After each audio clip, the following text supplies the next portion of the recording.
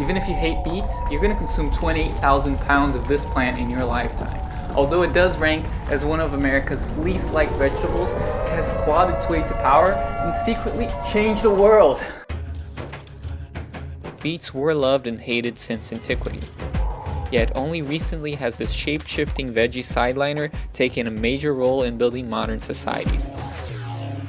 How did it transmute from a Roman laxative into a strategic source of power in World War II? How was it used to end slavery while enriching colonial powers? How did it save 2 Soviet scientists from persecution and later mark the end of the Cold War space race? And most importantly, how has this otherwise healthy plant contributed to the illness of millions worldwide? You are about to find out while I share my favorite tips for growing this incredible plant in my own garden to enjoy fresh in the kitchen. We'll explore the colorful and revolutionary life of beets.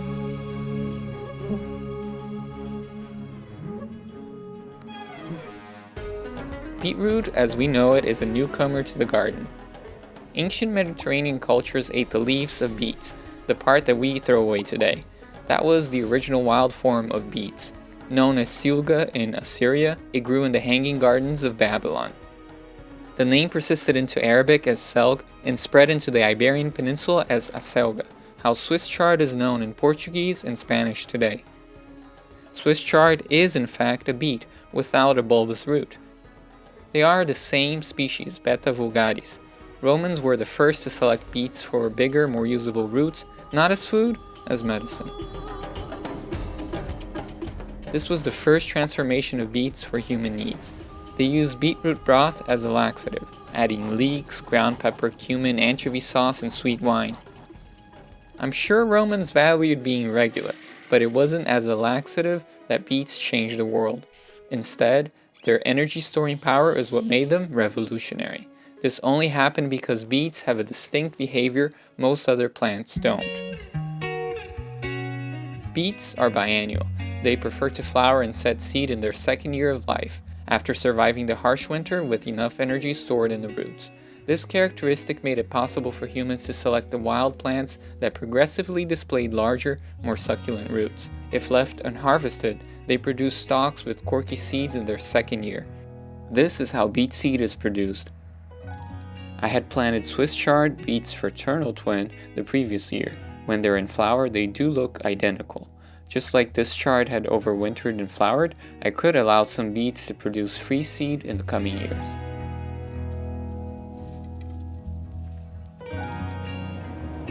I have here the Swiss chard seeds that are completely dry, and that's the stage when you want to harvest them. They're trying to jump all over, so getting them in one place might be a little bit difficult. Get a big bowl and try to slowly cut the stems so you can collect them. Although certainly I have way too many seeds here, more than I would ever want to grow Swiss chard unless I was opening up a farm. Each seed is actually a cluster of 2 to 3 seed germs, or embryos, what is called a multi-germ seed.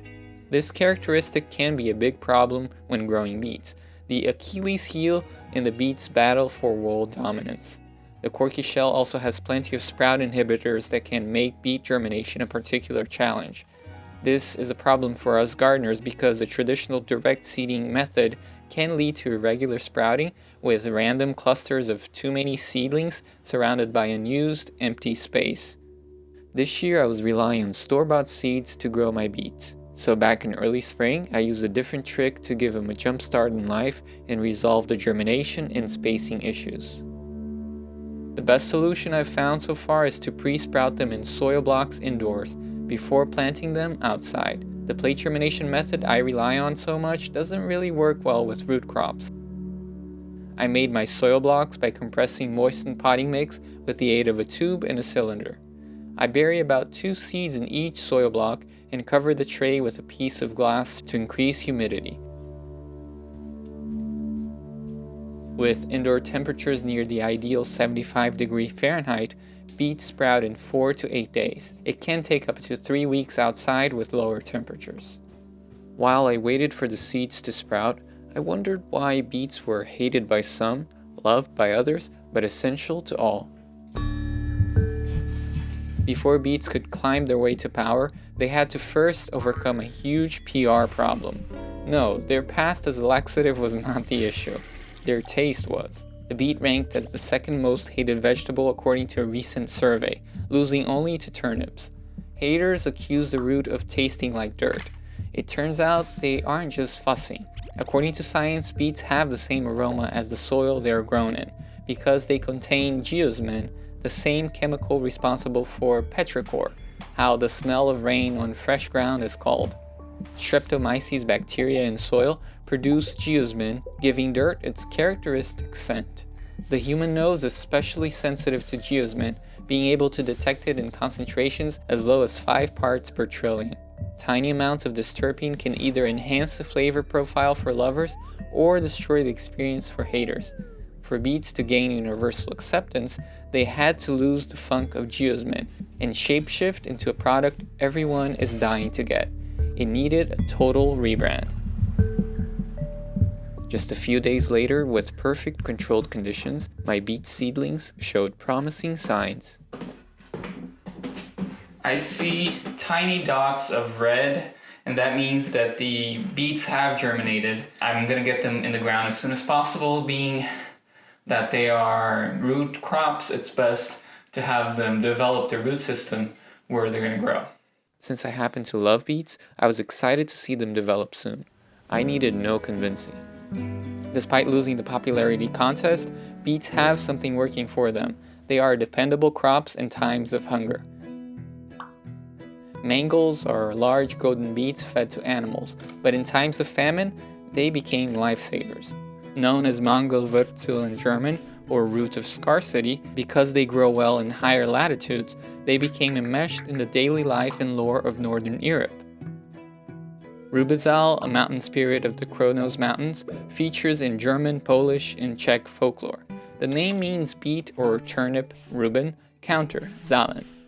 A German folktale illustrates just how powerful beets could be, with magical shape-shifting abilities. Rubezahl, the king of gnomes, transformed himself into a young man and ventured away from the mountains, the entrance to his underground realm. He fell in love with Emma, the beautiful daughter of the king of Silesia, who loved to visit the forest. He decided to capture her for himself, hiding under a waterfall for days and waiting for the princess to return. When she did, the waterfall had transformed into an alabaster and marble pool, surrounded by enchanting flowers. She decided to bathe in the pool, and was instantly swallowed into the depths. Her servants could not find her. The king cried when he heard the news, rushing to the scene only to find the pool transformed back into the crude waterfall. The princess lay captive in a palace more magnificent than her father's, with a handsome young man laying at her feet. But Emma was not happy. She missed her friends. So the gnome got a basket of beets and gave her a staff. With it, she could transform a beet into anything she wanted. She conjured up her faithful servant and some other friends. Emma wasn't sure if they were real, but for a few months she was happy, until they began to fade and shrivel and could hardly move. Emma complained, and the gnome explained that the juice of the beets had dried up. He would need new beets. It was winter and there were no beets left in the field. He found seeds and planted a fresh crop of beets. His underlings warmed them with an underground fire, causing the plantlets to grow fast. Yet Emma grew sadder each day. No matter what, Rubezahl could not win her love. Secretly, she was planning her escape. As harvest approached, Emma appeared ready to accept his marriage proposal. On the wedding day, Rubezahl urged her to fulfill his dream. Emma wittily replied she was worried that the immortal gnome would remain young forever, but she would grow old. Would he always love her? The gnome offered to prove his love in any way she desired, so she cunningly asked him to give an exact count of all the beets growing in the field. He quickly started on this task, but soon found it difficult as he kept thinking of his enchanting soon-to-be wife, repeatedly losing count. While he was distracted counting, she took a fresh beet and turned it into a horse and rode it towards her kingdom. He realized the princess had escaped. In anger, he hurled a bolt of lightning just as she crossed the border of his kingdom. But his powers were useless out there. Because of this deception, the king gnome developed a hatred for humans and returned to his underground realm filled with beets upon beets to count. And that's how he got his name, Rubezahl, the beet counter. Counting one's future beets turns out to be deceptive. As I planted my germinated seeds, I couldn't help but count my beets before they hatched, so to speak. While this method ensures that only viable germinated seeds get planted, the multi-germ nature of beet seeds forces us to either thin out plants later or adopt an alternative approach to plant spacing. Because the beet seeds were sown in clumps of 2 to 3 seeds, and actually each seed has usually more than one seedling in it, I'm using the clump method where you space them out a little bit more. Leave about 8 to 10 inches of space from one clump to the other. This should give your plants enough elbow room. As they grow, they actually push against each other to the sides, and because there is space on the sides, you're not growing in line, then there is space for the roots to develop. Beets, I think, are a little bit more forgiving when it comes to soil than, say, carrots, and the soil doesn't have to be as stone-free. I have a naturally sandy loam soil, which is perfect for beets. They thrive in soil pH 6 to 7.5. If you have hard clay, add compost to the soil to lighten it. A bit of wood ash, rich in potassium, can also help root development. When planting in early spring, select a sunny spot where the soil can warm up faster to promote growth, just as Rubezahl did in the tale. Overlooking the creepy innuendos common in such folktales, one detail stands out. The beets could transmute into any other living thing as long as they had juice inside. Weirdly enough, this happens in real life, not through magic but through science. Plants have the special ability of transmuting sunlight, water, and carbon dioxide into carbohydrates through photosynthesis. The sap is where the sugars lay, a primary energy source for animals. In specialized organs like roots and tubers, plants concentrate sugars and starches for later use. Through this special ability, beets came to dominate the world. Rather recently. To understand exactly how beets drastically changed the world, we have to take a brief detour into the story of sugar. It explains how we end up eating 28,000 pounds of beets in our lifetime. The most important thing to remember is that sugar is power, and power can quickly turn sweetness into bitterness. Sugar was rare in the ancient world. Honey and crude fruit syrups were the only sweeteners in Europe. The name comes from the Arabic sukar, from the Sanskrit sarkara, because medieval Europeans imported the sugar from Arab traders at a hefty cost. 17th century colonial European sugarcane plantations changed that. Sugarcane is nothing more than a giant grass, highly efficient at producing and storing crystallizable sugar, known as sucrose, in its sap. Its alchemical transformation of carbon dioxide and water into sugar is way more efficient because it is a C4 plant as opposed to a regular C3 plant. Without going into the biological nitty-gritty, just think of C4 plants as an update of C3 plants. They are able to produce more sugar using less water and higher temperatures. Corn is another C4 plant, as is Bermuda grass, the annoying garden weed. These are mainly tropical grasses that thrive with heat and sun. But compared to corn, sugarcane has a disadvantage. It cannot grow in cold places because it needs 12 to 18 months of hot weather to produce sugar. This meant that if Europeans wanted to take advantage of sugarcane to produce vast quantities of cheap sugar, they would need to grow it far from home in the tropics. It opened the door to one of history's most bitter pages: the transatlantic slave trade. African peoples were kidnapped to become enslaved workers in the newly colonized American continent. While cotton was king in the US, sugarcane ruled the Caribbean islands and Brazil. Starting in the 1500s, sugarcane plantations spread throughout northeast Brazil like a cancerous growth, degrading soil and reinforcing a deeply insidious social hierarchy.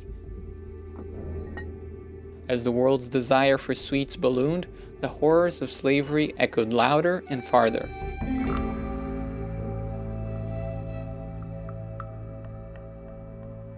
The abolitionist movement, seeking to end this barbaric practice once and for all, grew in strength. This is where beets return to the scene, as a sort of vegetable savior, a cure-all to our deepest social ill. Could beets provide sweet salvation from a system of moral putrefaction? Could we have our cake and eat it too?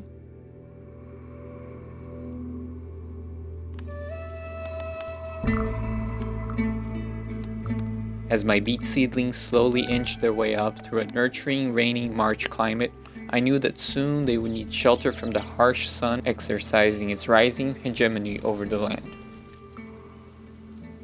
Keeping beets mulched is essential to diminish weed pressure and to ensure large, tender roots.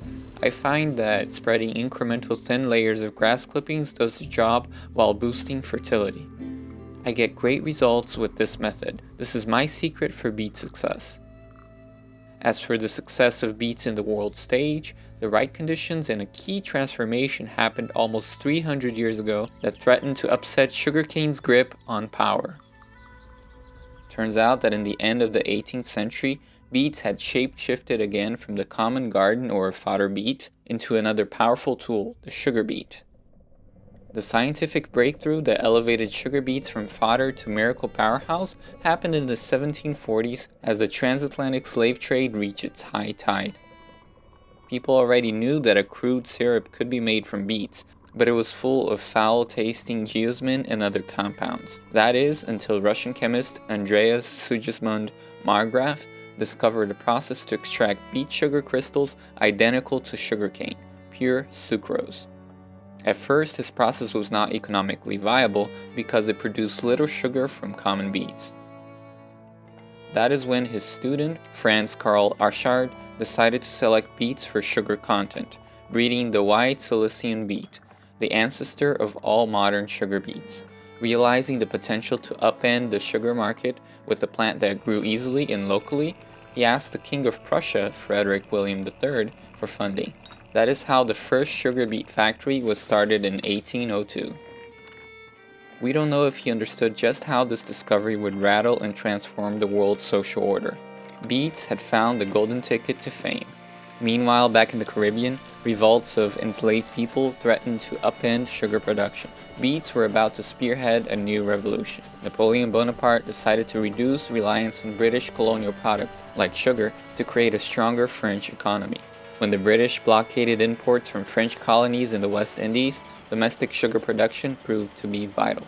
In 1813, the Napoleonic Empire fell, drying up government investment into the sugar beet industry.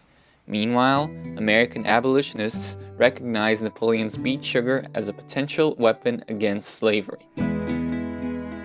Just as Princess Emma in the German folktale transforms a beet into a horse as a means to escape captivity, they hope to shape-shift sugar beets into a metaphorical chariot coming to liberate the other half of America.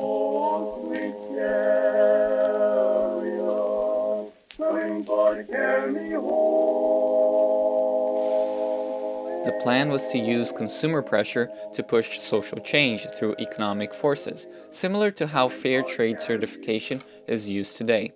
Forefront abolitionist groups like the pacifist Quakers in the Northeast sought to bring a voluntary end to slavery by raising awareness of the blood in slave-produced sugar.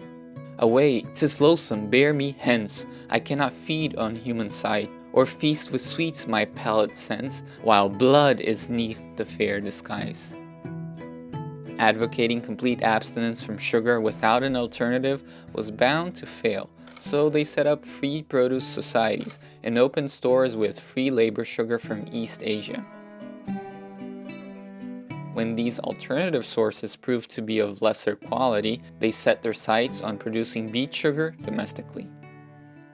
In the 1830s, journalist and activist David Lee Child visited Europe to better understand the nascent sugar beet industry. His aim was to popularize this industry, making an economic argument rather than a moral one, but may have painted too rosy a picture with inadequate technology and bogus calculations.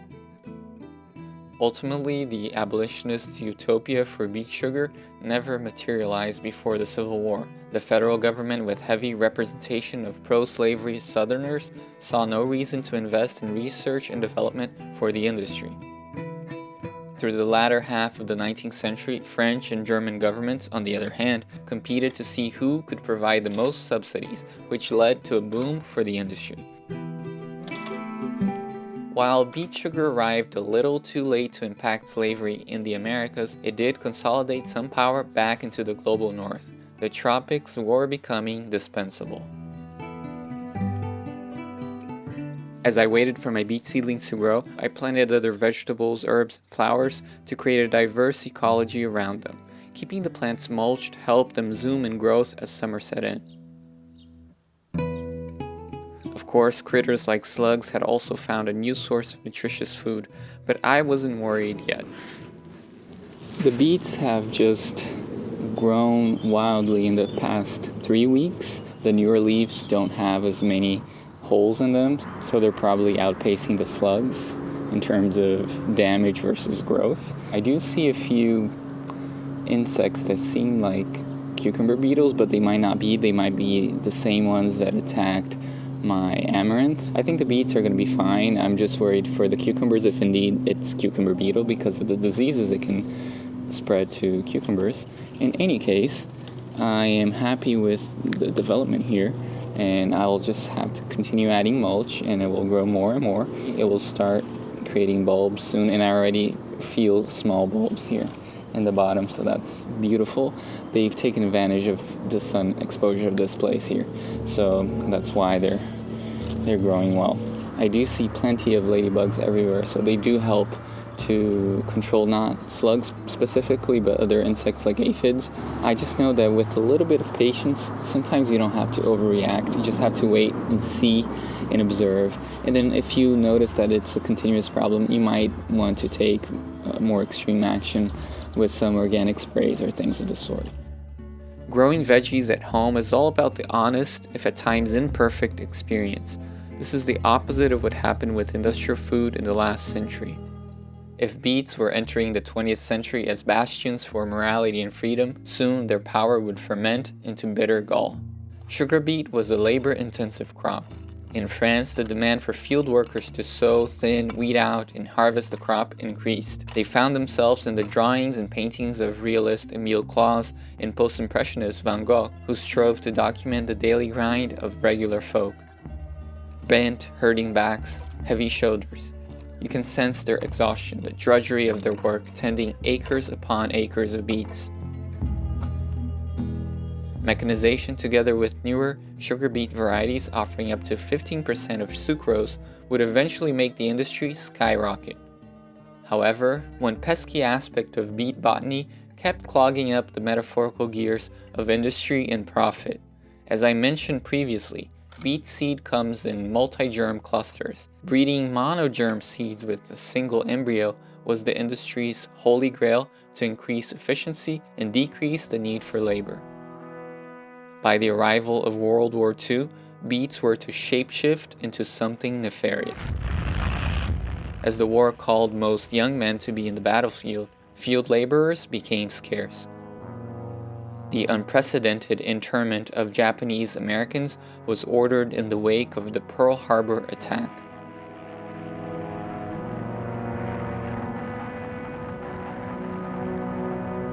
A new scheme to import temporary Mexican field workers, called the Bracero program, was established. All such farm jobs which are tough, dirty, or unpleasant are generally referred to as stoop labor.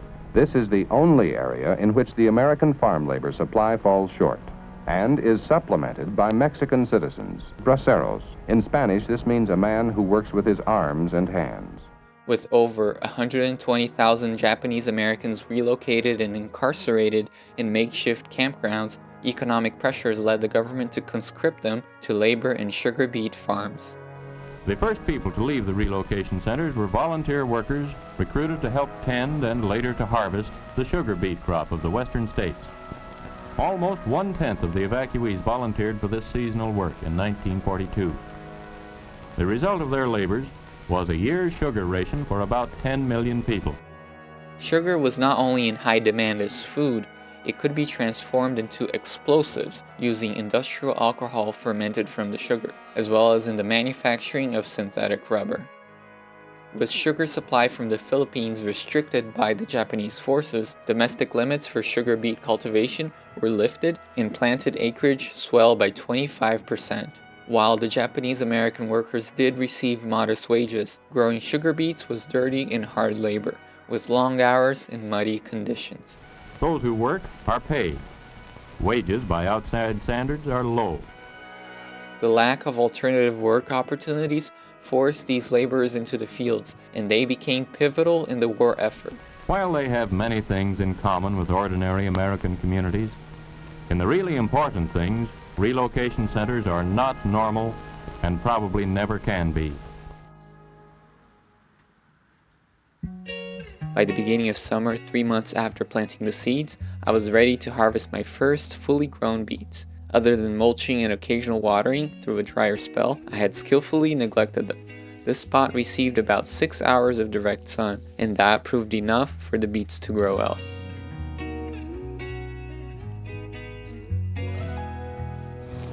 The beets have developed amazingly in the past 4 weeks, and they're already ready to be harvested, at least the bigger ones.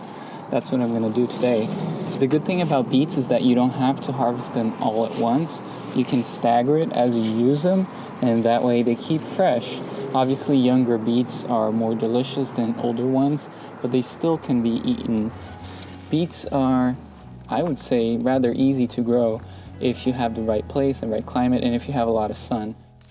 If your beets have lush greens but don't develop large roots, it could be that you fertilize them with too much nitrogen and not enough phosphorus, or they set in soil that is too heavy or acidic, or soil moisture was not even throughout their growth. They also grow best when weather is mild from 60 to 7 degrees Fahrenheit. Too much shade or competition will also prevent them from manufacturing enough sugar to store in roots, so space them well in a sunny spot when planting. That will ensure success.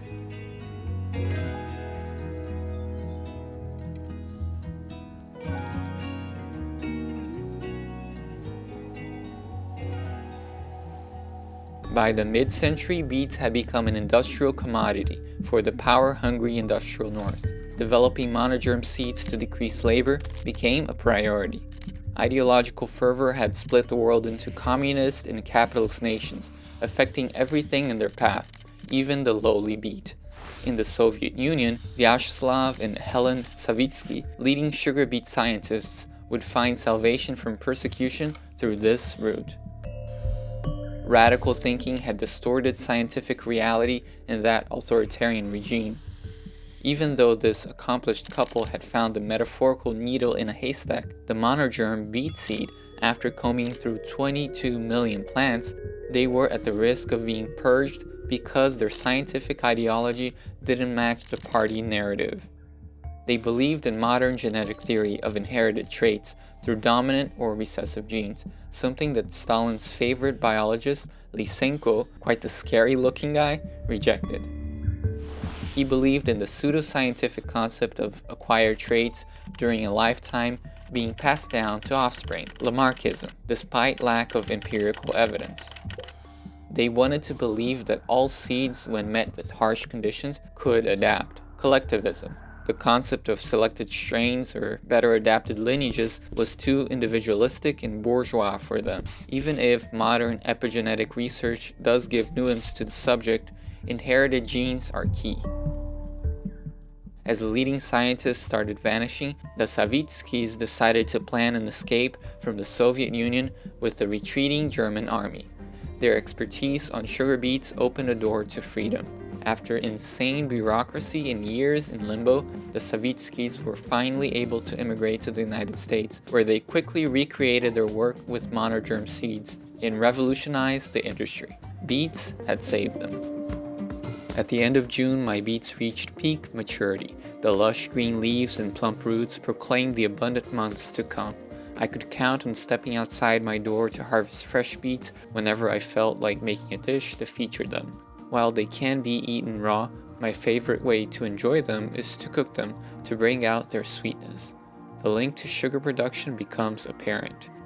Despite their heavy past history, beets had one more chance to rebrand with the advancement of technology.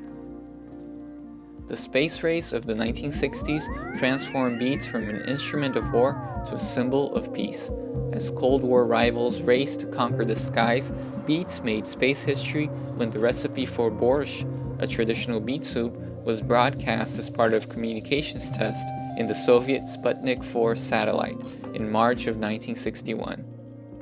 But by 1975, beet served as a peace sign marking the end of the space race with the Apollo-Soyuz program, the first joint mission between the United States and the Soviet Union. Soviet and American spaceships docked together in outer space, and the astronauts and cosmonauts shared a fraternal meal, including beet soup packaged in tubes. I much rather enjoy freshly cooked beets. After peeling and cubing them, I dropped them into a pan, added water, seasoned with salt, and let them cook in mid-heat until tender, adding water if necessary. I decided to make a cashew cranberry paste to season them, a rather unconventional pairing. I used a mortar and pestle to grind everything, but you can use a high-speed blender with a bit more water if you want it to be more liquid. But this is a healthy and flavorful way of eating beets. Today, beets are responsible for almost 60% of sugar production in the United States. That is why in your lifetime you will consume on average 28,000 pounds of beets through sugar alone. We have continued to shapeshift beets to suit our desires, with GMO technology and other scientific breakthroughs. As a result, our consumption of cheap refined sugars has steadily risen through the past century. Obesity and diabetes rates have also followed suit. Increased consumption of refined sugars and animal products have led to a public health crisis. Eating more plant-based whole foods is a great way of boosting our diets towards health. The recipes don't need to be complicated either. I seasoned the cashew cranberry paste with salt and added water to adjust the consistency. I also decided to add a clove of fresh garlic I had picked from the garden to give it an optional kick. My plan was also to garnish with finely sliced basil. The lowly beet, in its first iteration as leafy greens and garden root, is a mighty healthy food, nutrient-dense and fiber-rich. Its high concentration of nitrate converts to nitric oxide, keeping blood pressure in check and boosting athletic performance. It fights inflammation through the red pigment betalain, among other antioxidants. As we molded this root to suit our needs, we radically transformed it. We took advantage of its power and neglected the responsibilities, stripping away all that was good in it. It played a key role in consequential moments of our recent history, changing ourselves and the world around us.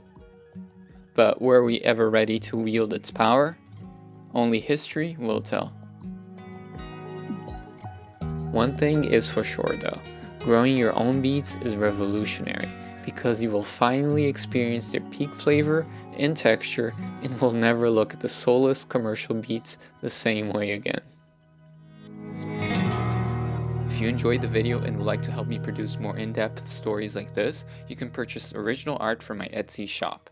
Sharing the video and watching the ads also helps a bit. It has taken me hundreds of hours to research, edit, and animate this video, and as a result I have posted less often. Please let me know if this type of content makes you look forward to the videos more than before. Whether or not I continue to do this type of video depends on the reaction of the audience as a whole.